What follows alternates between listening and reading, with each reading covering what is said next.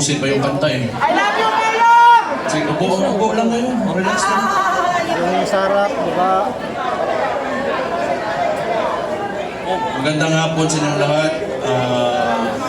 Former Speaker Dagot Alvarez, Senator Bongo, Senator Padilla,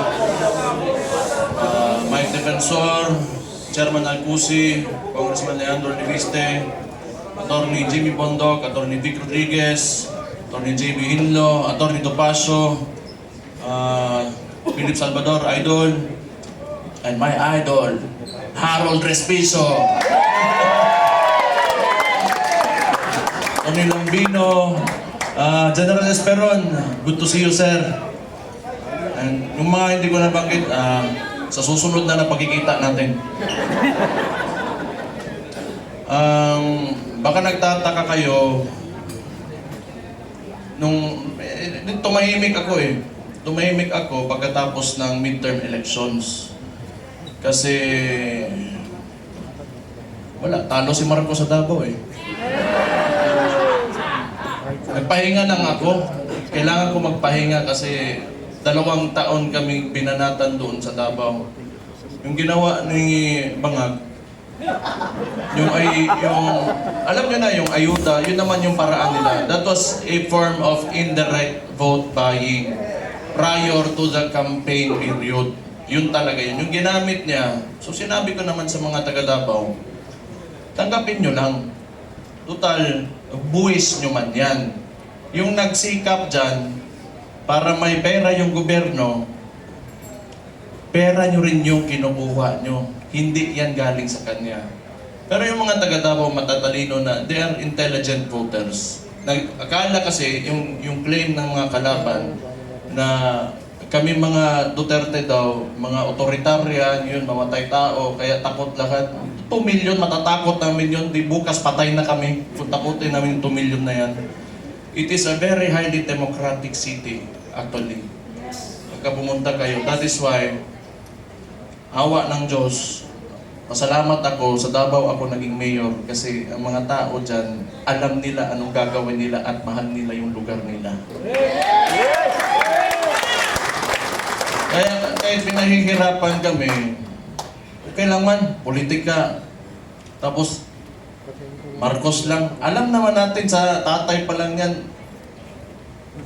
Kawadan na!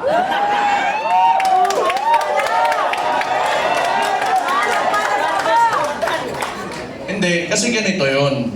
Nung nagsimula yung kampanya noong 2022, kasama na yung kapatid ko, the Vice President. Siyempre, inisip ko rin, siguro, itong tao na to, gusto maging presidente, he will retain the Marcos family name. So, hindi ko naman talaga inisip na may ganun din pala kagago yung tao na yan. Gago talaga yun! Siguro nasa isip niya, kung sira na yung pangalan namin, sirain ko na lang lalo. Wala naman akong yung politika lang to, kung bahala sila, magalit sila sa akin. Si Auntie Claire, tanawa. Pagkatapos ito, Auntie Claire, si Mayor, basta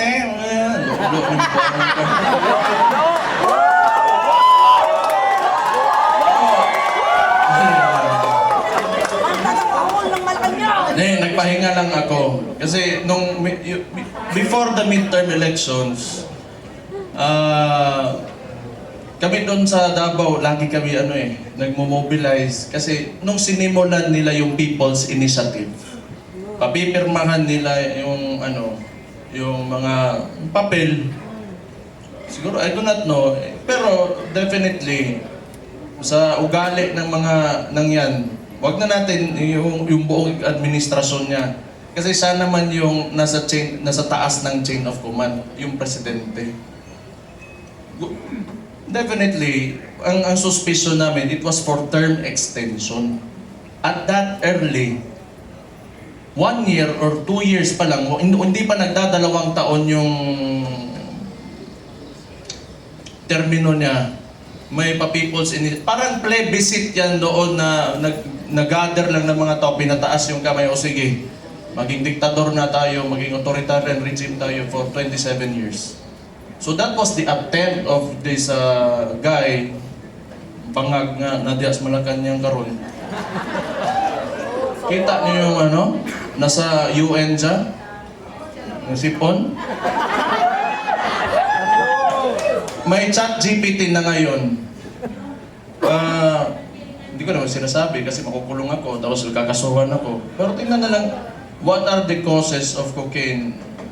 Tingnan yung chat GPT. How it will affect your nasal cavity. May cellphone na kayo lahat. Wala. Swindler. He is a swindler. Yung ginawa sa atin, kaya nga naniniwala tayo, kasi akala natin itutuloy niya. Ganito lang naman tayo, kaya nandito tayo lahat ngayon. Kayo. Marami tayong parallel groups. Nilapitan ako ni Sir Mike Defensor, pati ni Speaker Bebot. Na nakita ko sila pagdating nila doon sa bahay ko, patay problema na po niya. Then nagpahinga lang ako kasi grabe yung Pero ang akala nila, tumigil na tayo. Hindi pa tayo tumigil.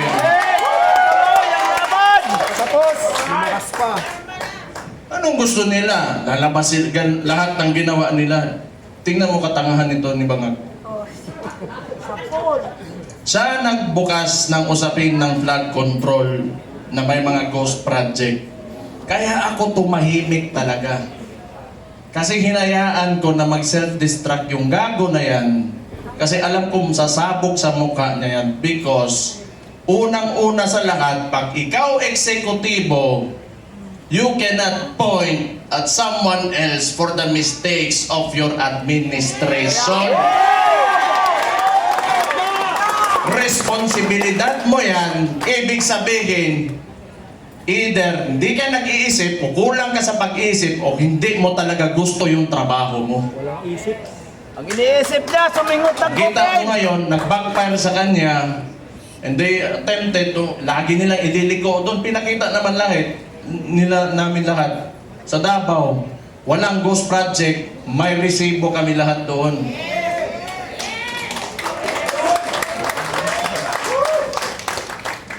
Tingnan nyo, anong resulta ng ginawa nila? Kasi tinawag na natin yan, yung 2024 is the most corrupt budget, or the 2025, yung sinabi ni Sid Ungab nung panahon. Hindi, lahat yan kasi sayo ng opo eh. The most corrupt. Bakit di sila makakilos ngayon na tumaas yung presyo ng langis? Walang pera. Nakabalita! Bakit hindi nila kaya babaan yung VAT, yung panawagan ni Leandro Libiste? Di nila kaya kasi wala nang sila nanakawin pa.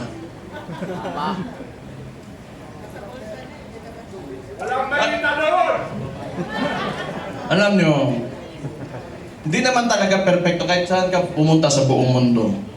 May mga lobbyists, the congressmen, the senators, dadaan talaga yung pera dyan because that's the power of the purse. Lobbying and all of that. Pero this kind, the estimated loss to corruption, umaabot na sa trillion. It doesn't make sense anymore. Saan mo pa gagastos